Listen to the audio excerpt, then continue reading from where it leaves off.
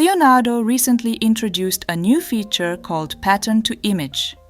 It's a pre-processor for ControlNet. Today we'll dive into what it does and how it operates. If you're new to Leonardo, you can find more info on its features, including ControlNet, in my other videos. I've dropped a link in the description for you to check out. Pattern to Image is a feature that lets you create new images using existing patterns. First, you'll need a pattern. In this demonstration, I've chosen a community image reminiscent of Banksy's style. Click on Image to Image to copy both the image and the prompt to the image generation tool. Now, enable ControlNet. You'll find the new feature in the drop-down list below the ControlNet toggle labeled Pattern to Image. Next, provide a prompt. Let's begin with a sunset. It didn't turn out as expected, but the pattern is evident. How about jungle? You can see the pattern's shape in the image, although it's not ideal.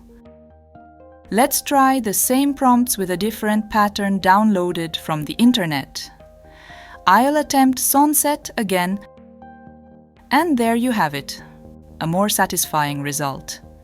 You can clearly see the pattern seamlessly integrated into this picture. Jungle also fares better with this new pattern. One more test, a modern busy city. Leonardo.ai once again impressively integrates the pattern. I was curious if this feature can generate images from a QR code. I experimented with one generating a bookshelf image. While the image looks great, the QR code remains unscannable. So, unfortunately, it doesn't work as intended. Leonardo's recent addition, Pattern to Image, provides an interesting method for creating images from patterns. However, it does come with some limitations. In my experience, it performs best with black and white patterns that exhibit high contrast and bold designs.